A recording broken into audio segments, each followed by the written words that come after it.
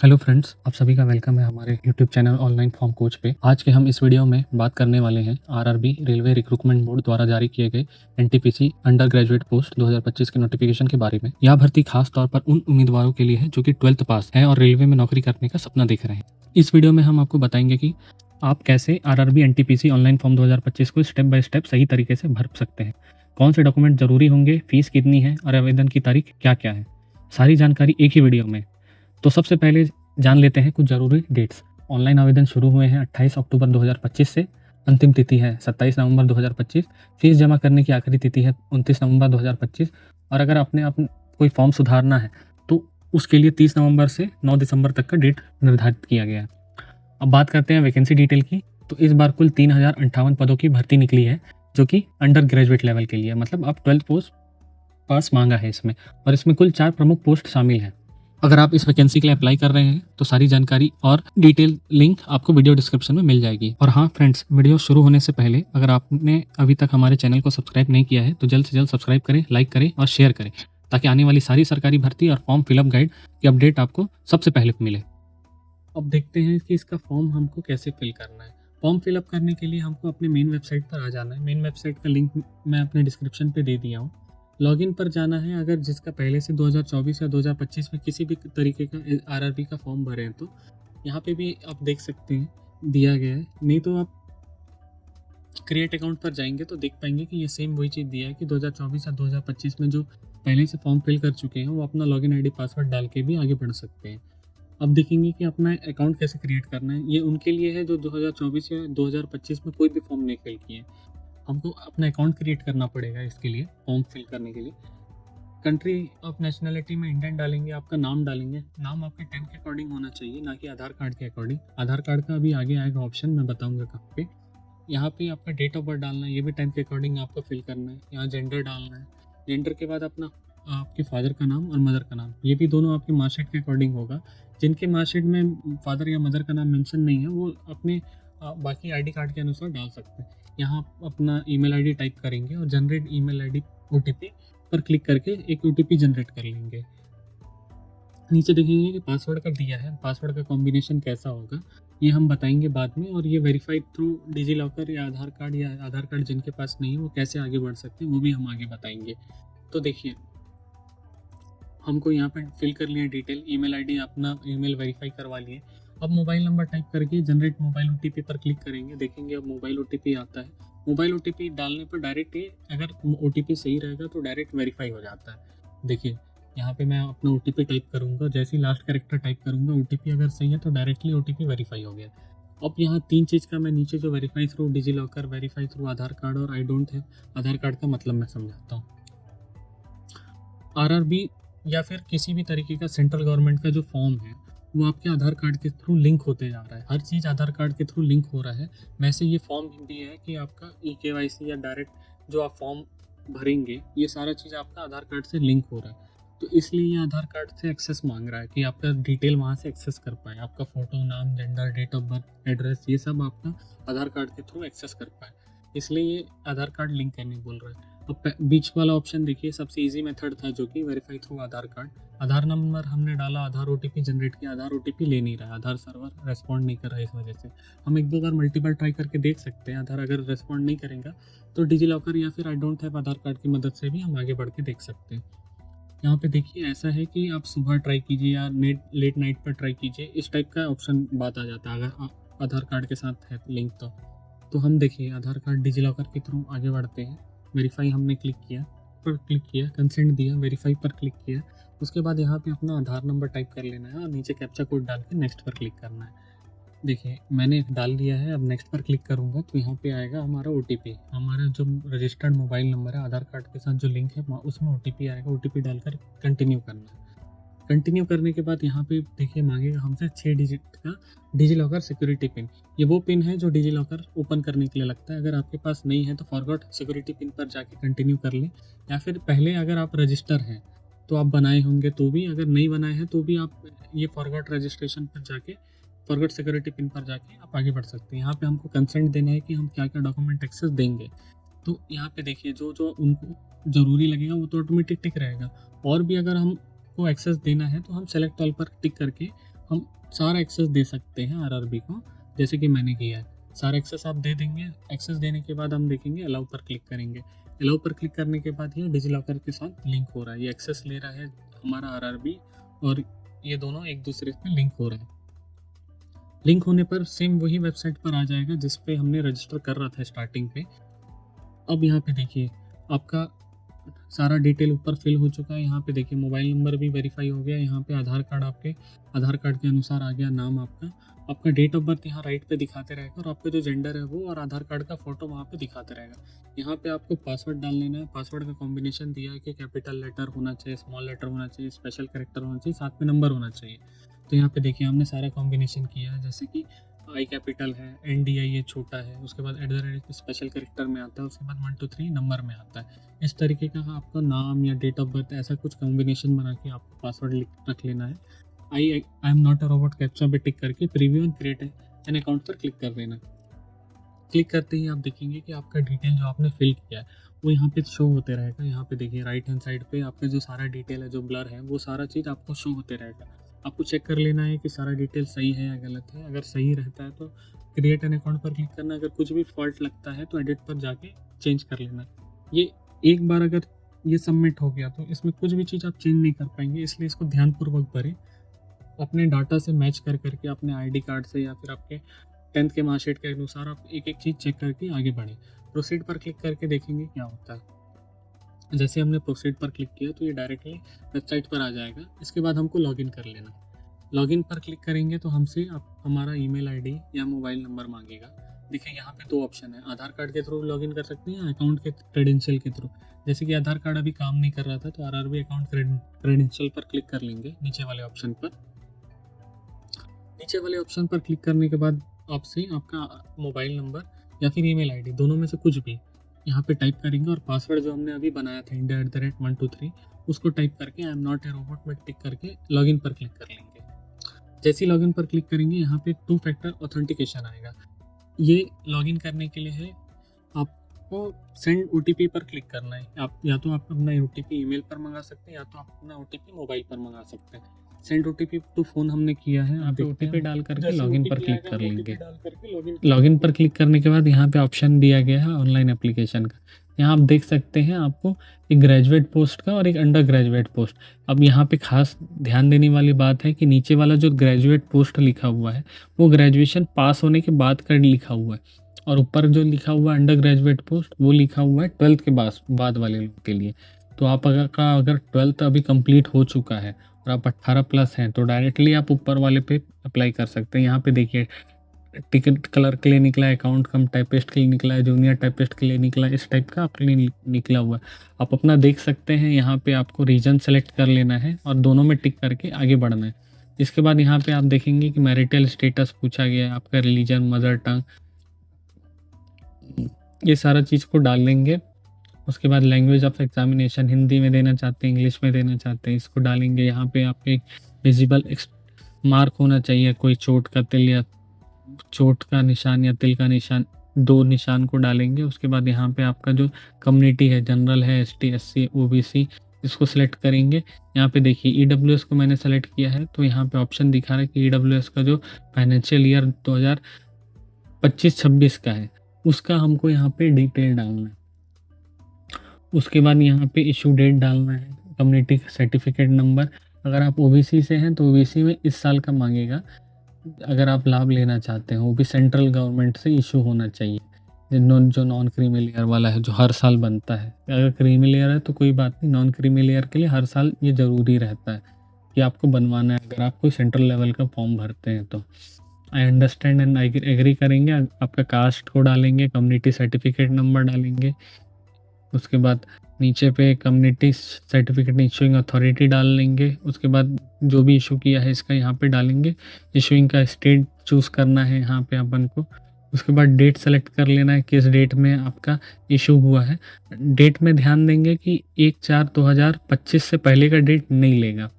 ST SC के लिए तो कोई सा भी डेट चल जाएगा, उसके लिए कोई सर्टिफिकेट सेंट्रल वाला नहीं मांगता है, मतलब पुराना डेट भी ले लेगा।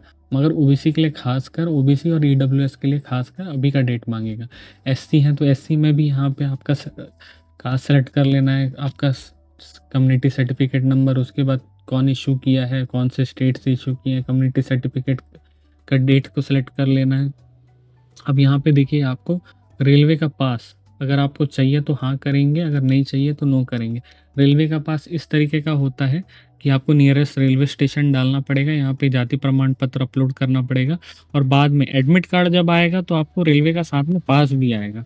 रेलवे का पास को लेके आप अपने रेलवे स्टेशन जाके वहाँ से आप एनकैश कर सकते हैं, बोलने से आप वहाँ से अपना टिकट बनवा सकते हैं। कुछ इस तरीके का यहाँ कॉम्बिनेशन चलता है, इसका मैं अलग से एक वीडियो बनाया हूँ।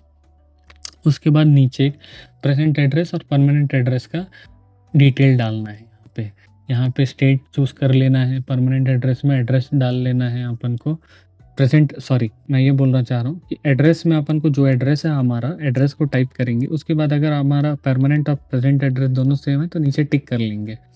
उसके बाद नेक्स्ट आगे बढ़ेंगे तो यहाँ पे देखिए भूतपूर्व सैनिक के लिए पूछा है कि आप भूतपूर्व सैनिक हैं, उसके नीचे पूछा है कि आप विकलांग हैं। भूतपूर्व सैनिक यदि हैं तो आप किस में सैनिक थे, आर्मी, नेवी, एयरफोर्स, फिर उसमें किस रैंक में थे, आपका किस दिन एंट्री हुआ, आप अभी डिफेंस में स्टिल हैं, आप कब डिस्चार्ज हुए, ये सारा चीज़ हमको डिटेल फिल कर लेना है। उसके बाद नीचे डिसेबिलिटी का ऑप्शन दिया है, ये सारा चीज़ डिटेल डाल करके अपना ध्यानपूर्वक जैसा आपके सर्टिफिकेट इशू हुआ है उसके अकॉर्डिंग अपन को फिल करना है, ना कि यहाँ पे देख करके जैसे मैं आप फिल कर रहा हूँ। ये एक प्रकार से डेमो है आपको सिखाने के लिए। अब देखिए यहाँ पे डिसेबल है तो किस तरीके का डिसेबिलिटी है, फिर सब डिसेबिलिटी उसका क्या है, कितना परसेंटेज है, यहाँ पे डिसेबिलिटी का सर्टिफिकेट का नंबर, यहाँ पे UDID नंबर बोलने से जो सेंट्रल गवर्नमेंट से कार्ड बनता है उसका नंबर। फिर उसके लिए आप जैसे हाथ से बाधिक है या आँख से बाधिक है या कान से हैं तो आप अपने साथ लिखने के लिए लड़के को रख सकते हैं या कोई स्क्राइब आप रख सकते हैं जो आपका लिखने में मदद करे। इसको यस और नो चूज़ कर सकते हैं अगर आप डिसेबल हैं तो, अगर नहीं है तो नो करें और आगे बढ़ें। यहाँ पे देखिए नीचे दिया हुआ है EBC के लिए, मतलब इकोनॉमिक बैकवर्ड क्लासेस के लिए। यहाँ पे इकोनॉमिक बैकवर्ड क्लासेस से ये मतलब है कि आप BPL धारी हो, साथ ही साथ 50,000 से कम आए हो, इस चीज़ का यहाँ पे नीचे जिक्र किया गया है। अगर इस तरीके का कोई आपके पास डॉक्यूमेंट है तो आप यहाँ पे यस करके अपना डॉक्यूमेंट का डिटेल डाल करके certificate number, date of issue, ये सब डाल करके आप आगे बढ़ेंगे। अगर नहीं है तो नो डाल करके आगे बढ़ेंगे। यहाँ पे आप रेलवे एम्प्लॉई हैं या रेलवे में पहले से आप काम कर रहे हैं तो यहाँ पे यस कर लेंगे। यस करने के बाद यहाँ पे NOC का डेट डालेंगे।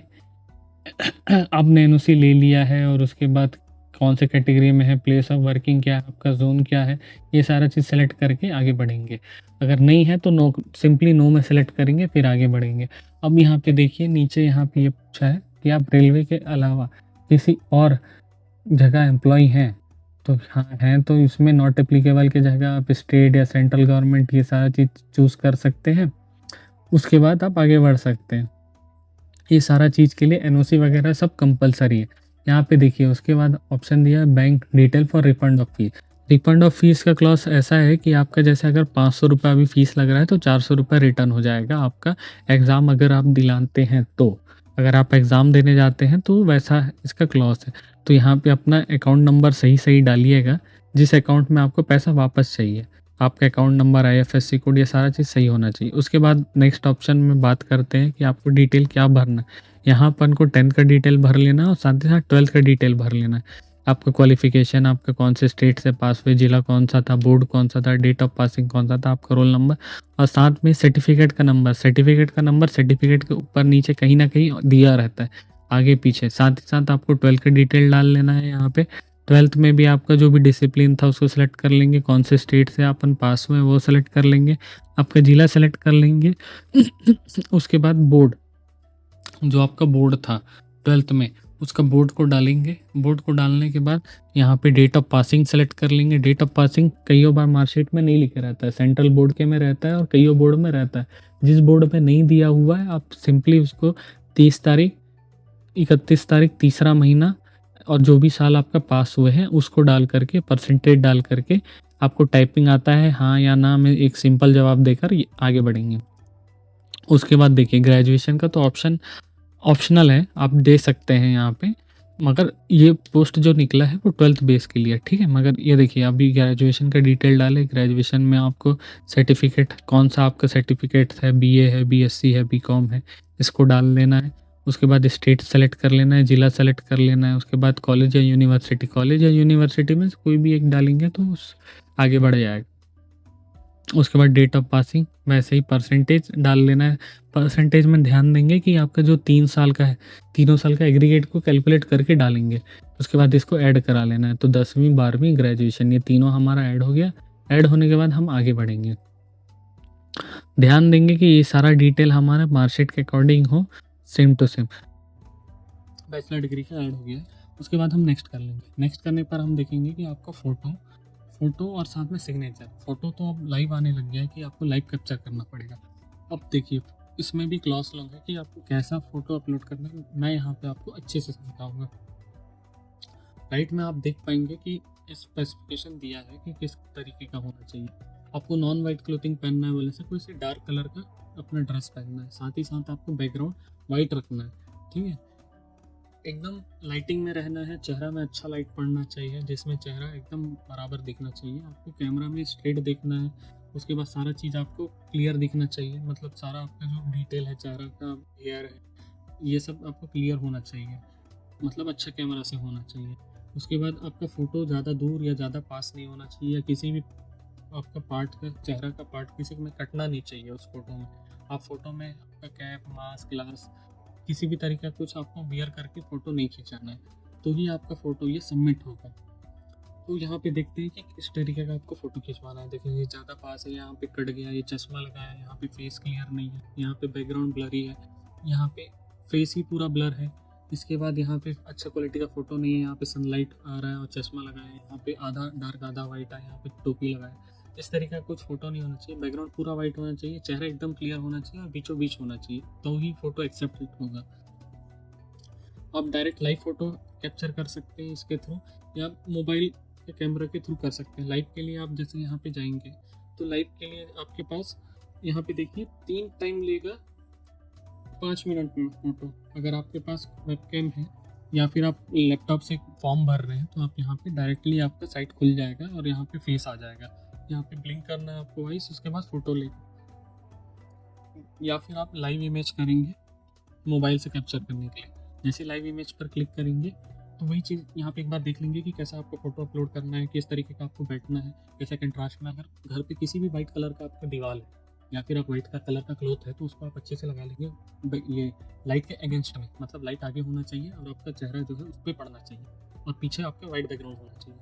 वाइट बैकग्राउंड में किसी भी तरीके का आपका ये नहीं आना चाहिए, अलग अलग टाइप का ब्लैक डार्क, ये इस तरीके का शेडो नहीं बनना चाहिए उसमें।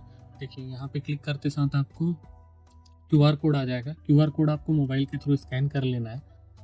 तो हम करके दिखाते हैं क्या करना है। इस पर हमने अपना मोबाइल खोल लिया है, QR कोड स्कैन करे तो हमारा वेबसाइट खुल गया। वेबसाइट पे सेम ही है, वही वेबसाइट है। आपको आधार के थ्रू लॉगिन करना चाहते हैं या RRB के अकाउंट के थ्रू, तो RRB के अकाउंट के थ्रू हमने लॉगिन कर लिया। यहाँ पे देखिए यहाँ पे लाइव इमेज का ऑप्शन आए। लाइव इमेज का ऑप्शन में क्लिक करने पर हमारा कैमरा ओपन हो जाएगा।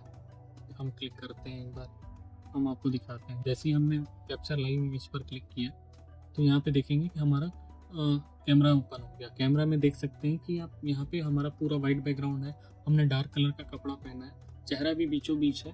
हम कैप्चर लाइव इमेज पर क्लिक कर लेंगे। कैप्चर लाइव इमेज पर क्लिक करने पर देखेंगे कि वेबसाइट पर ऑटोमेटिक अपलोड हो जाएगा।